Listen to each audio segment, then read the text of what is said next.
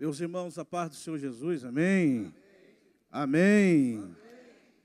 Não é novidade dizer que é um prazer estar aqui com os irmãos, sempre vai ser um prazer, um privilégio estar aqui com os irmãos. Eu quero, desde já, louvar a Deus pela vida do pastor Anderson, sua família, né, e os demais obreiros, por nos permitir estar nesse altar, numa igreja de tão grande envergadura, séria, e nós temos a oportunidade em ministrar, e principalmente um dia tão especial, um dia de comunhão, que é a Santa Ceia do Senhor, ou a Ceia do Senhor. Quero louvar a Deus por alguns amigos que estão aqui, Júnior, Ronaldo, pastor vice-presidente. Muito obrigado por vocês estarem aqui me ouvindo. Estou ladeado com minha esposa. Eu pensei que ela não poderia vir conosco, mas, graças a Deus, deu tempo. E eu estou com um dos meus mentores na cidade, está escondido lá atrás, Diácono Samuel. Está lá atrás, ele não gosta de aparecer, irmãos, mas pensa num cabeça de Bíblia. Algumas dúvidas que eu tenho, eu pergunto a ele, pergunto mesmo. Eu falo, Samuel, dá para levar assim? Eu falo, não, aí caixa, isso aí não. Eu falei, opa, irmãos, feliz é aquele que senta para ouvir. Eu queria compartilhar com os irmãos, eu quero fazer um intercâmbio bíblico. O primeiro texto que nós estaremos lendo, livro do profeta Amós. No seu capítulo de número 9, estou com saudade daquela vigília, Ronaldo. Que vigília foi aquela, gente? Rapaz, coisa boa. Muito tempo que eu não tinha ido numa vigília daquela. Capítulo 9 de Amós, versículo de número 11, e logo após estaremos lendo Atos dos Apóstolos, capítulo 15. Versículo 13 em diante. Amós, capítulo de número 9 a 11.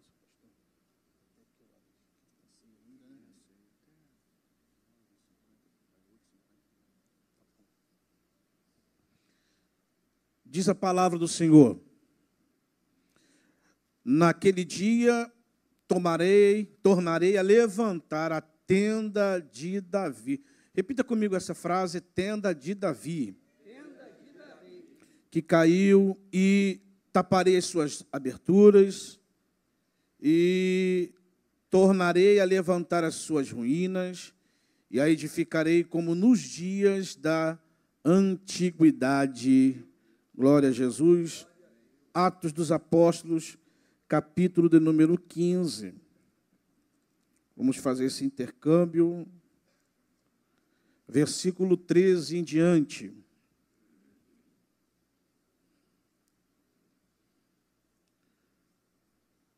Diz a palavra do Senhor: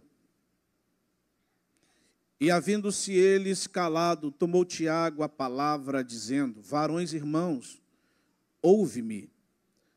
Simão relatou como primeiramente Deus visitou os gentios para tornar deles um povo para o seu nome.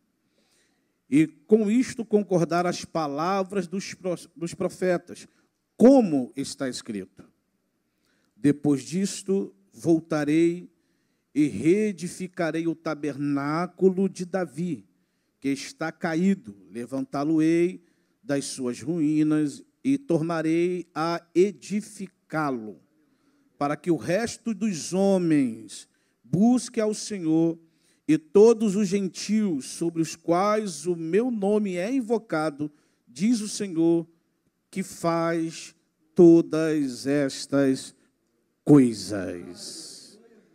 Tome o seu assento. Tecladista, deixa Deus te usar aí. Tangedor. Você não sabe a alegria que eu vejo quando não vejo um tecladista na igreja. Queridos irmãos, eu tenho aqui, não vou dizer poucos, mas nos minutos necessários que temos, a falar de uma coisa que impacta muito o meu coração, que é a generosidade divina. Eu fico constrangido com a generosidade divina. Há uma distância muito grande entre o Criador e a criatura. Quando eu digo generosidade divina, é a forma como que Deus ele se revela aos homens. Quando nós falamos de revelação, eu não digo revelação É como alguém diz assim diz o Senhor. Porque nós aprendemos que a primeira coisa, revelação diz respeito como Deus se revela aos homens. É Deus se manifestando aos homens. Uma vez que Deus se revela aos homens, Ele vai inspirá-los.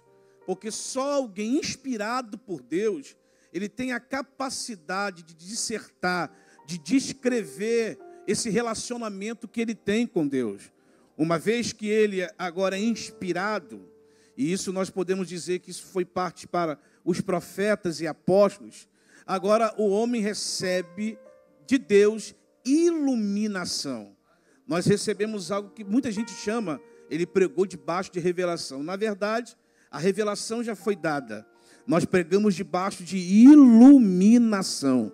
O Espírito Santo nos ilumina coisas que existem no texto de algo tão profundo, porque ele esclarece isso na nossa mente, de forma que a gente distribui, compartilha aquilo que foi iluminado, aquilo que foi esclarecido. Por que eu estou dizendo isso? Porque quando esses dois textos que nós acabamos de ler, é de fato, como que Deus ele consegue enxergar o seu povo.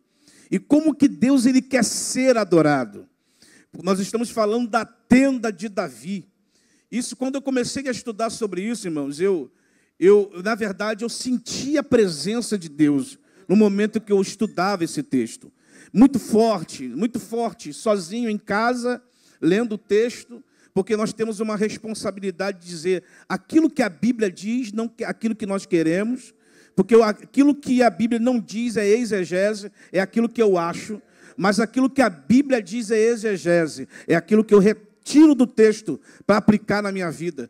E eu comecei a ler, e o Senhor foi, de alguma forma, esclarecendo, e eu recebi essa palavra, generosidade divina. Você vai perceber isso quando o texto do capítulo 1 de João, a Bíblia diz o seguinte: e o verbo se fez carne e habitou entre nós. Porque se nós olharmos de fato o original do texto, a palavra habitar é esqueno. Esqueno quer dizer firmar tenda. É o mesmo se você ler lá em Êxodo capítulo 25, a palavra esqueno, aqui no grego, mas lá é mística, que quer dizer tabernáculo ou habitação. Ora, então o texto está nos dizendo aqui que o verbo ele se fez carne e ele ornou a sua casa, ele colocou a sua casa, ele colocou a sua tenda. E uma de outras palavras que nós temos para a tenda é Sucote. Existia a festa do Sucote, onde o povo sairia de suas casas e eles ficariam aproximadamente 7 dias morando dentro de pequenas tendas. Não era o conforto da casa, não tinha a beleza da casa, mas na verdade era a tenda para que eles pudessem se lembrassem do tempo que eles viveram no deserto. Por que Deus ele tem essa intenção de o povo olhar a presença dele como se ele estivesse dentro de uma tenda, não dentro de uma casa? Porque casa na palavra hebraica quer dizer beit. Por que ele faz questão de ser lembrado como alguém que habita numa tenda? É porque foi na tenda que o povo lembrou-se da providência divina. Foi na tenda que o povo lembrou-se do cuidado divino. E foi na tenda que o povo lembrou-se da providência divina. É na tenda que Deus se revela a Moisés com a sua Shekinah e com a sua glória. É na tenda que Deus chama Moisés para olhar para o alto e ver e contar as estrelas do céu, e dali Deus dá uma promessa. Então eu quero trazer uma boa notícia para você aqui nessa noite. Hoje estamos dentro da tenda do Senhor. Glória a Jesus. E é interessante essa palavra esqueno, porque é uma palavra aglutinada, é uma palavra derivada da mesma palavra em Filipenses capítulo 2, verso 7. Porque a Bíblia diz que ele desenfeitou-se da sua glória. A palavra desenfeitar-se quer dizer quenose, quer dizer se desfigurar, se desfazer. É alguém que sai do seu ambiente habitual, é alguém que sai da sua postura habitual, alguém que sai da sua envergadura habitual, e ele se diminui para que se aproximar de alguém, para que esse alguém se torne semelhante a ele. É aproximação, é o desejo de alguém maior, é um desejo de alguém soberano, é um desejo de alguém poderoso, dizendo: eu quero comunhão com ele. Ele pode ser um súdito, ele pode ser um escravo, ele pode ser um menor, mas o Senhor quer comunhão com ele.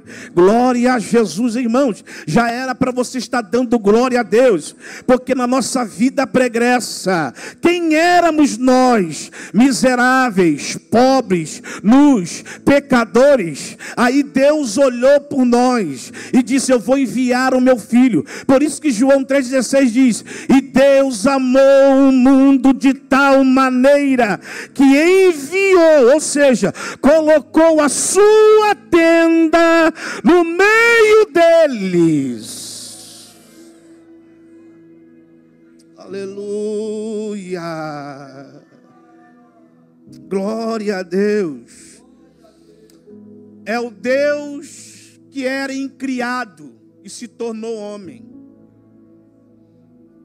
O Deus ilimitado que se desfez e se tornou limitação humana. É um Deus que desenfeita da sua glória. Glória a Jesus. Para se aproximar. Isso me chamou a atenção quando Amós fala essa declaração. E aqui em Atos se confirma. É uma quebra, é uma ruptura com a falsa religião. É uma quebra, uma ruptura dos rudimentos judaicos.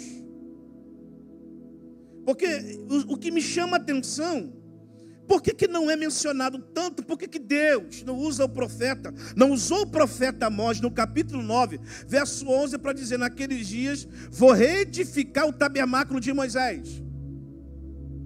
E logo o tabernáculo de Davi.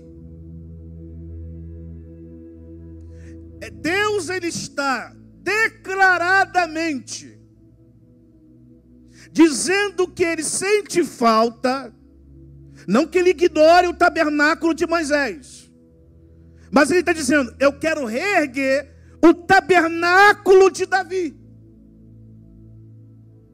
Me faz pensar que esse tabernáculo de Davi representa o próprio Cristo, e você vai entender o porquê.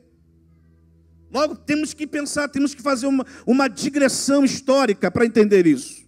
Capítulo 25 de Êxodo, que Deus diz para Moisés: Moisés, olha, esse é o projeto, meu tabernáculo. Todos nós aqui conhecemos a história do tabernáculo. É a própria pessoa do Cristo, porque de fora, de longe, se via aquela barraca armada feia, com peles de texugo. Era feio por fora. E a Bíblia diz em Isaías que ele não tinha parecer nem formosura. O tabernáculo, ele tinha pátio, lugar santo e santo santo. Eu vou encurtar. Pátio, lugar santo e santo santo. Repita comigo isso, irmão. Vamos lá. Pátio, lugar santo e santo dos santos. Caminho, verdade e vida. Jesus disse: eu sou o caminho, pátio. A verdade, candelabro no lugar santo, ilumina o lugar escuro. E a vida, onde a presença de Deus está sobre a arca. Jesus é o tabernáculo. Mas o próprio Jesus se diminui. Porque logo o tabernáculo, claro, chegamos No tabernáculo, no pátio, nós já temos ali o altar de cobre, sacrifica, o sacerdote se mancha de sangue, logo depois tem a pia de bronze. Se lava. Depois ele entra no santo, lugar santo, eles têm à sua direita a mesa da preposição, ou a mesa da presença, com 12 pães, e aquele pão tinha que ser renovado. Isso fala de comunhão, porque fala de mesa. Fala da providência divina, da comunhão de Deus para com o seu povo. No meio tinha o castiçal de ouro, a oração dos santos, a intercessão. Glória a Jesus. Quem está aqui, diga glória a Deus. Para entrar no Santo dos Santos, só o sumo sacerdote entrava. Tem um problema. Isso só acontecia no dia da expiação, de ano em ano. E só um que representava a todos podia entrar no Santo dos Santos. O elemento principal era a Arca da Aliança, que tinha ali exemplares dos 10 mandamentos, a vara de Arão que floresceu, e o pão, maná, representando providência, a lei. Glória a Jesus. Quem está aqui comigo, diga glória a Deus. E a aprovação do ministério. Glória a Deus. A arca era símbolo da presença, mas ela também era símbolo de conquista e de vitória. Eu tenho que falar algo aqui, irmãos, para que o Espírito Santo de Deus mandou dizer. Porque para muita gente importa mais o segundo símbolo do que o primeiro. Porque para muitos Deus é o símbolo da presença. Mas para muitos Deus é o símbolo da providência. Deus é para mim um símbolo do cuidado, da salvação, da presença. Não existe vida sem a presença dele. Glória a Jesus. Onde se levava a arca tinha conquista, tinha vitória. Passando o período do deserto, vai chegar no período dos juízes, é interessante, que é um chamado de período teocrático, mas o que acontecia era uma anarquia, e a Bíblia dizia assim, naquele tempo não havia rei em Israel, e cada qual fazia o que lhe vinha na sua mente. Anarquia. Não basta ter um bom nome, quando de fato não tem bom caráter.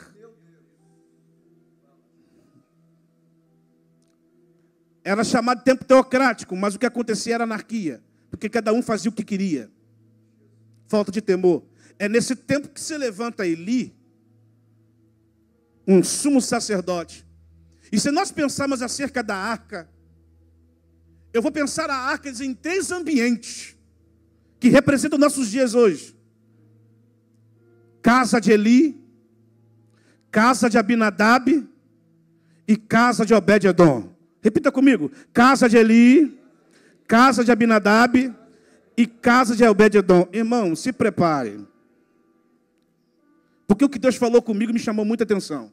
Casa de Eli é casa de sumo sacerdote.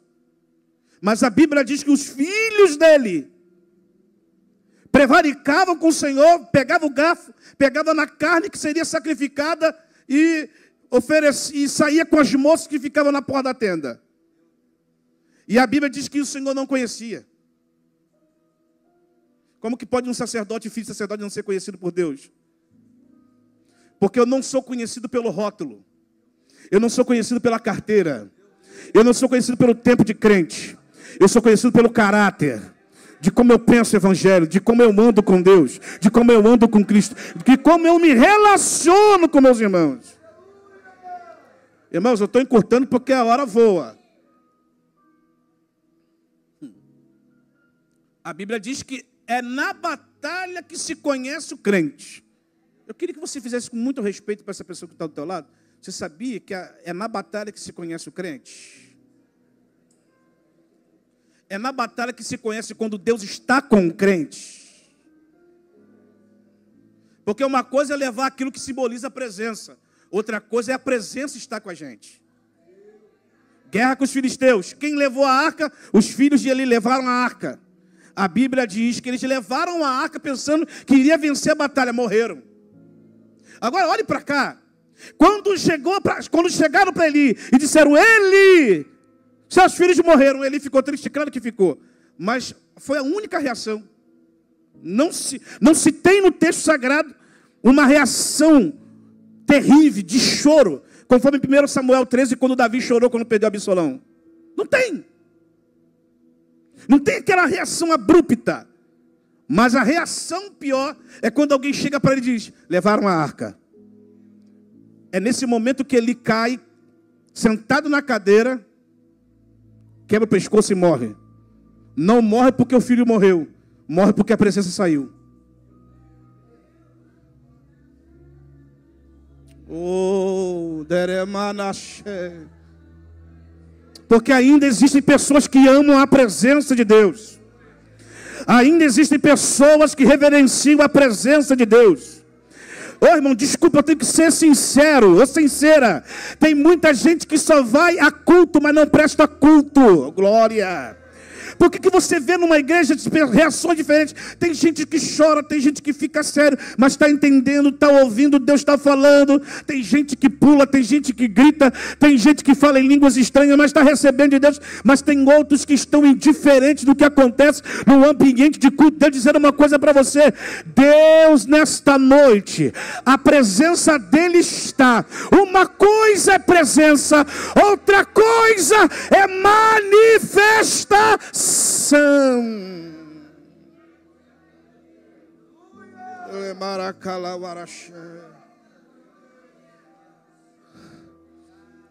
Quem é a casa de Eli? A casa da negligência. Você sabe o que é negligência? Eu que fui técnico de enfermagem, eu sei o que é negligência. No código de ética da enfermagem, tem a negligência, aquilo que você deve fazer e não faz. Tem a imperícia, aquilo que você não sabe fazer e quer fazer. E tem a imprudência, aquilo que você sabe fazer, mas sem cuidado. Você pode incorrer no código de ética da enfermagem. Você pode ser caçado. Você pode ter seu nome divulgado. E você pode perder a sua autorização. Os filhos de Eli, eles foram mais que negligentes, foram imprudentes. Negligente foi Eli, que sabia que os filhos estavam errados e não corrigiu.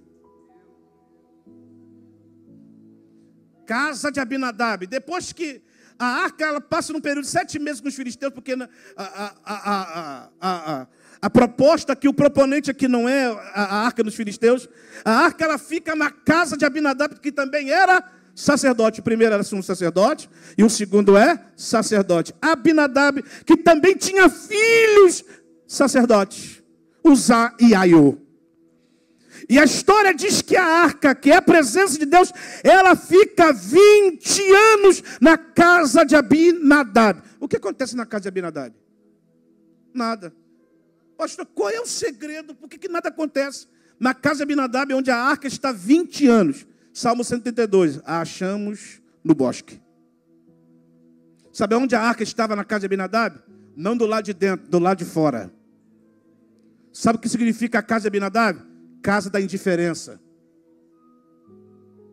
Porque tem muita gente que é indiferente à presença de Deus.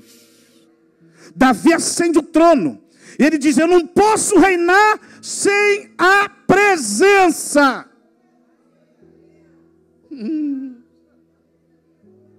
Uma boa motivação, sim ou não? Boa.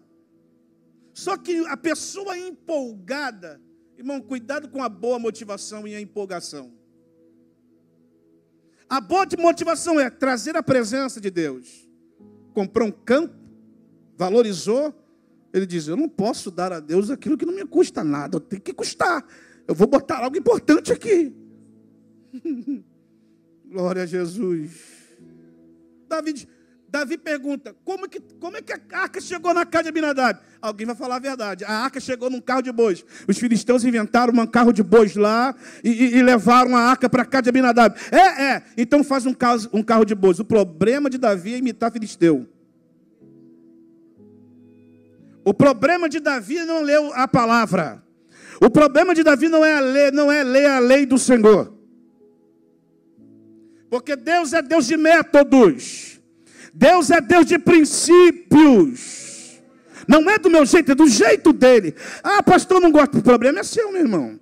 A obra não é sua, a obra é dele. Ah, Jesus, eu vou falar. Tem muita gente que é cheia de mimimi. Eu quero e não quero assim. Não é assim, não foi assim. Ah, isso é novo. É negócio de novo. Eu sou do tempo. Deixa eu dizer uma coisa para você. E se eu disser para você o que Davi vai fazer é uma coisa nova? Eu comprovo na Bíblia. Sem ferir, exegese do texto, eu comprovo na Bíblia. Davi, a primeira coisa que ele faz, o primeiro ato de Davi é errado. Porque ele quer imitar os outros. Ele vai lá e imita os filisteus, faz um carro de bois, manda trazer a arca. Quem vai conduzir a arca? Irmãos, deixa eu dizer uma coisa para você. Existe algo chamado simultaneidade de Deus. A simultaneidade de Deus é um pequeno círculo, e esse pequeno círculo somos nós. A nossa vida, as nossas condutas, as nossas questões morais, os nossos direitos, os nossos deveres, as nossas ações. O que acontece nesse pequeno círculo aqui, acontece entre nós, responsabilidade nossa. Muita gente quer culpar o inimigo, quer culpar o diabo, quer culpar Deus. Não, somos nós. Somos nós. O que acontece com Davi é porque ele errou. Só que o outro círculo, na simultaneidade, no mesmo momento em que atos humanos acontecem, a mão de Deus está conduzindo toda a história. Deus nunca perde o controle. Glória a Deus.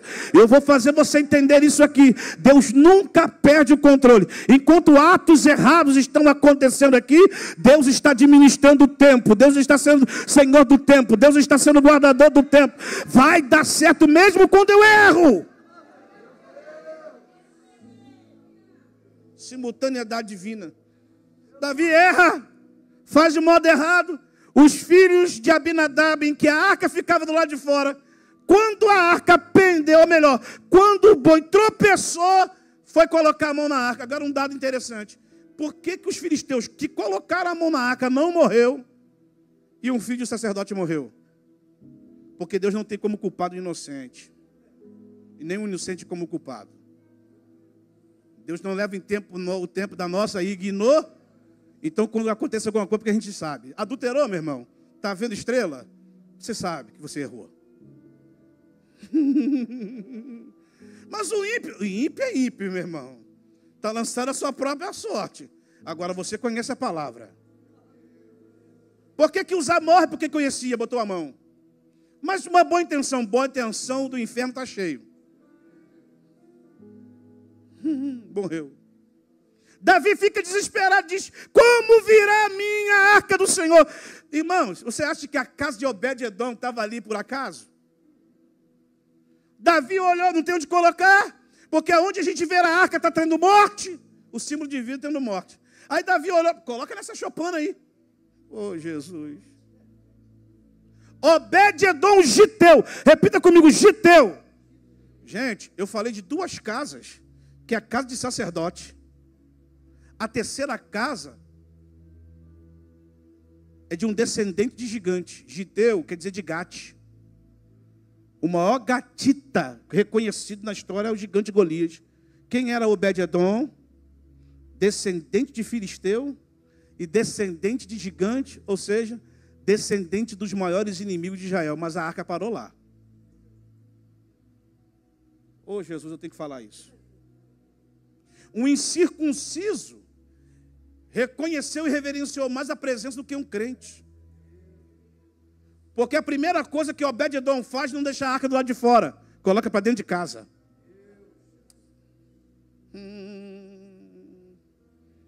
Passou tanto tempo na casa de Eli. Passou 20 anos na casa de Abinadab. 3 meses.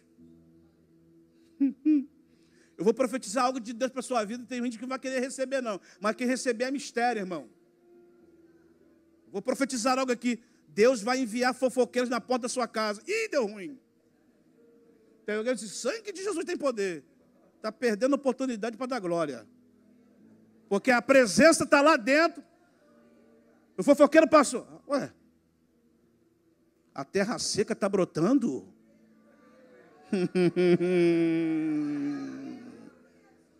Eita glória. Primeiro mês, a vaca magra está gorda. A vaca engordou? Misericórdia, 1 mês e meio. Obed-Edom pintou a casa. Está acontecendo um negócio diferente da casa. Alguém entendeu? É a presença. Porque presença dentro da casa acontece alguma coisa. Aleluia! Presença fora da casa não acontece nada. Aleluia! A presença tem que estar no lugar da Netflix. A presença tem que estar... Ô, Jesus, eu vou falar. A presença tem que estar em primeiro lugar e como prioridade dentro da tua casa, dentro da tua família. É casa de um gentil, irmão. É casa de um descendente de gigante, irmão. É casa de um descendente de inimigo de Israel. Mas valoriza a presença. Sabe o que se chama isso? Manifestação da graça de Deus. Graça não é para o novo. Graça também é no antigo. Tendo a escritura previsto que Deus iria justificar Abraão pela fé, anunciou o primeiro evangelho dizendo: em ti serão benditas todas as famílias da terra. A graça se manifesta no antigo e ela está se manifestando até hoje, trazendo bênção, salvação e transformação.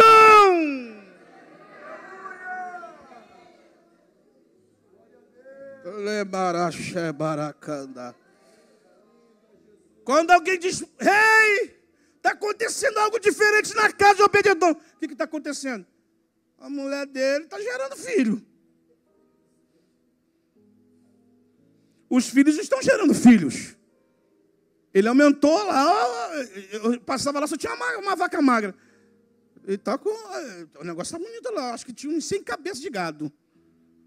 O milho está dando à vontade. A oliveira está bonita. Ei, é a presença. Davi disse: ela não pode ficar lá. Oh, aleluia. Eu vou buscar a presença. Mas agora do modo certo. Consagra. Ora. Jejua. Aleluia. A arca não tem que ser carregada em carro porque é veloz. A arca tem que ser carregada no ombro, porque ministério sem peso não é ministério. Na cama cheia. Tem muita gente que quer um ministério fácil, quer carregar a presença no carro de bois. Aleluia. A arca tem que ser carregada aqui, ó, nos ombros. Nos ombros. Irmãos, eu não sei, crente é coisa louca. É perseguido, tem fofoqueiro, falam mal dele, pisam nele, não valoriza, não abraça a causa, mas ele está lá, é teimoso todo dia. Por quê? Está carregando a presença nos ombros. Está carregando a presença nos ombros. Quem carrega a presença em carro de boi morre, mas quem carrega a presença nos ombros fica vivo.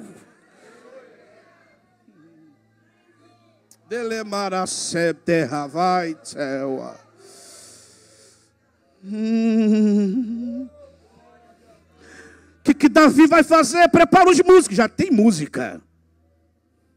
Se tem um povo que eu valorizo muito, é músico de igreja, irmão. Louvado seja a igreja que tem músico. Cantar no playback é um problema sério. Jesus do céu. De repente o guitarrista faz aqueles... Ai, mistério. Eita. Natural. Davi tem que ter música.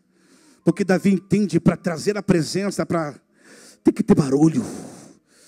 Tem que ter música, tem que ter louvor. Oh, glória. Se espaço para, consagra. Enquanto isso, Mical está lá no palácio. Estou caminhando para o fim, irmãos. Mical está lá no palácio com as suas convidadas. Mical toda vestidinha. Mical toda bonequinha. Oh, claro, tem que se arrumar bem, sim. E ela dizendo: meu marido daqui a pouco vai entrar aqui nos portões da cidade. Imagina a fala dela com as outras. Nos portões da cidade o rei vai entrar com as suas vestes reais, com o seu cetro, trazendo a arca. Olha, essa festa é para vocês. Divirtam-se. Está lá Mical. Enquanto isso, o rei está trazendo a arca. Aí o rei viu o portão. Quando o rei viu o portão, a perninha começou a balançar. Jesus. O rei viu que aquela roupa estava muito pesada. Eita, tirou. E quando ele entrou de portão adentro, ele saiu bailando, pulando. E Mical está aí. Davi, para com isso, os convidados. Davi, não quero saber de convidado. Eu quero saber da presença. Há muito tempo ela não entra aqui. Então Então deixa eu dançar, deixa eu pular. É a presença do Todo-Poderoso que está entrando. Então eu vou dançar, então eu vou me jogar. Então, ai meu Deus do céu, quem quer adorar aqui? Quem quer adorar? Irmão, lá no Maracanã você pula, grita nome de jogador aqui na igreja, defunto. Vou dizer uma coisa para você: na presença de Deus eu danço, na presença de Deus eu pulo, na presença de Deus eu glorifico, na presença de Deus eu não me controlo. Se quiser ser vazio, fica, o problema é seu. O que acontece com Mical? Não gera, porque se importava mais com a beleza, com o refino, do que com a presença. Fica pegado às coisas materiais mesmo. Tem dinheiro, tem tudo, mas não tem presença. Por isso que tem que prezar. Por que o empresário se mata? Por que a gente rica fica em depressão? Porque imagina ter tudo quando não tem nada. Americanizaram o Salmo 23, irmãos, enganaram vocês. O Senhor é meu pastor e nada me faltará, ou seja, Ele vai me dar tudo. Quem te falou isso? O Senhor é o meu pastor e de nada tenho falta. Sabe o que o Salmo está dizendo? O Senhor é tudo que eu tenho.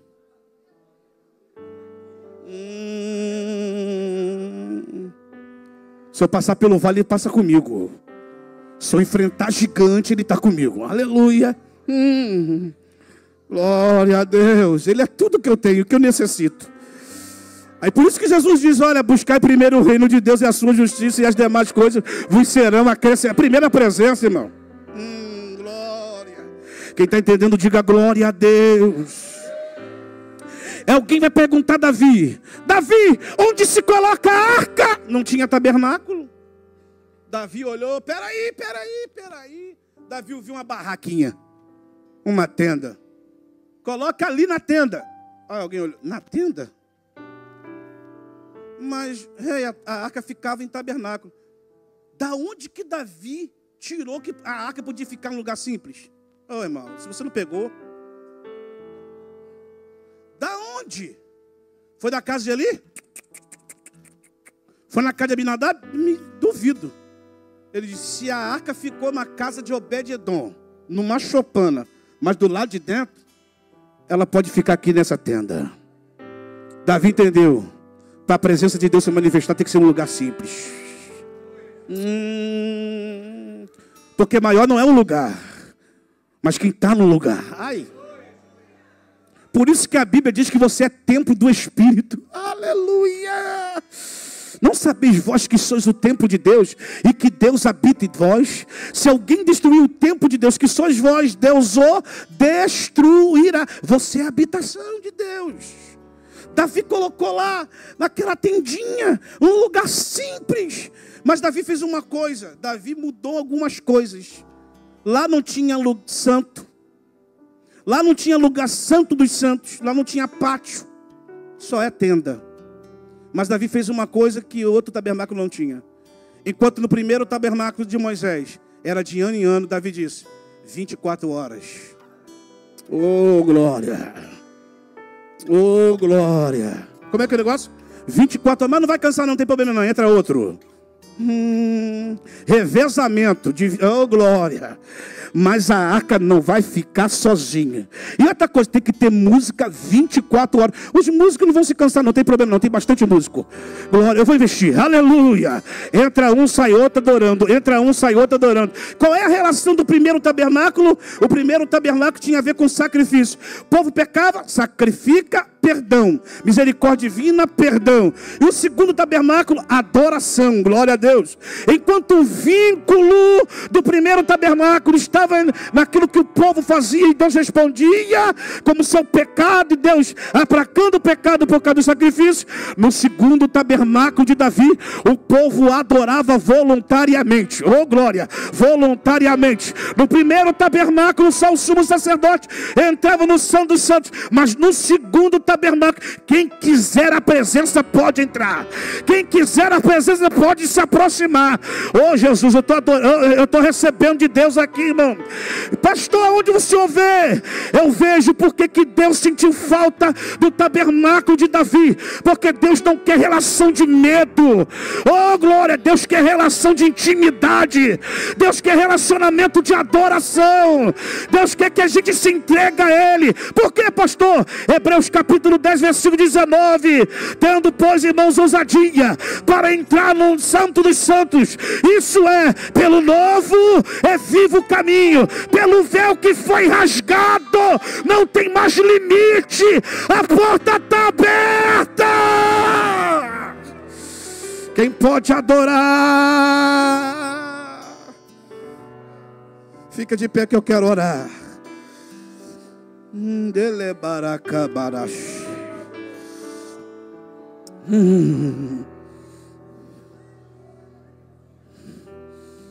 O que acontece em Atos 15 é uma discussão. Primeiro concílio, reunião de bispos, para dar a fundamentação das doutrinas, dos dogmas. E a discussão era: eu estou vendo o povo fazendo uma coisa diferente aí. Paulo e Barnabé estão pregando aí, e Paulo chegou no lugar, Pedro chegou no lugar, pregou para um povo, 3.000 almas se converteram. Aí chegou no outro, 5.000 almas. Mas sabe como foi a pregação de Pedro? Pedro não falou assim: gente, aqui vocês têm que assistir o candelabro, o sumo sacerdote vai entrar. Pedro só perguntou uma coisa: recebeste o Espírito Santo quando creste? Isso na mentalidade judaica não entra. Recebeste o Espírito Santo como creste? Eles falaram: nunca ouvimos falar do Espírito Santo e tem pouco batismo. Ah é? Eu vou orar. O que eu recebi lá em Atos 2, quando o véu foi rasgado, eu quero distribuir para vocês também.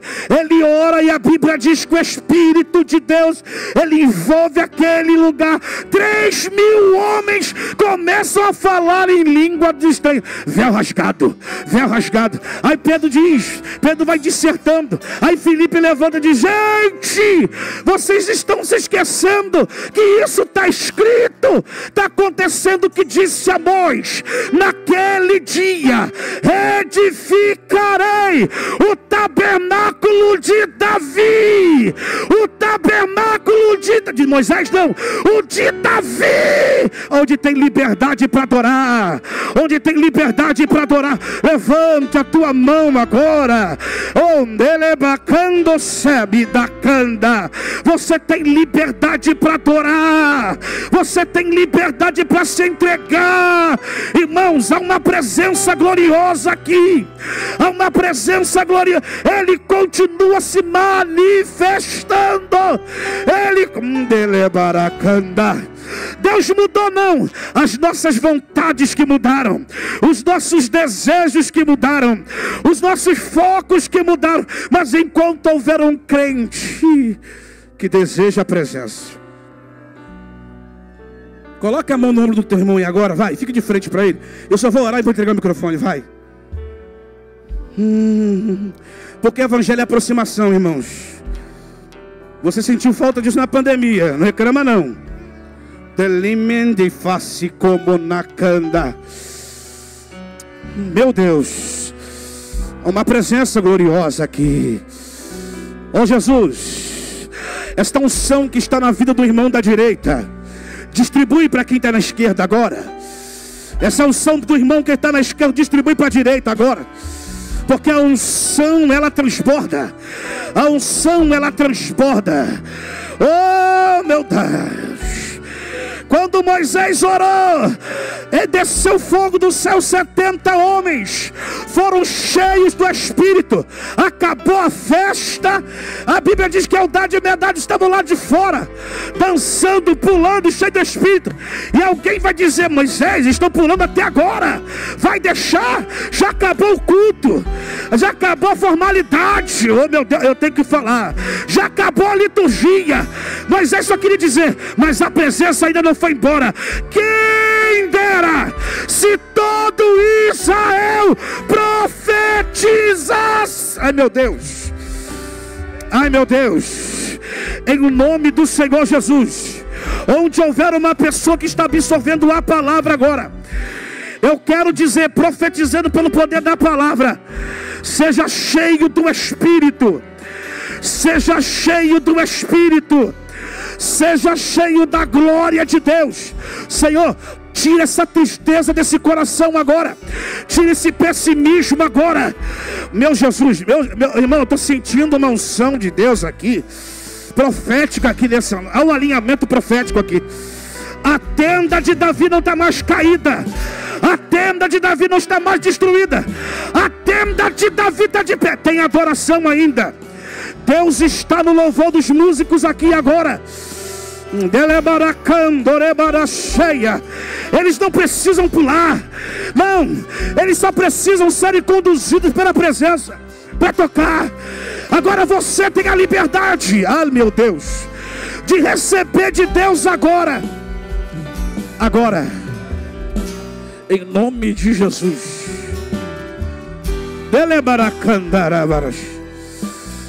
Dê um abraço nessa pessoa que está ao teu lado e diz para ela: você não está caído, você está de pé. Isso, vai.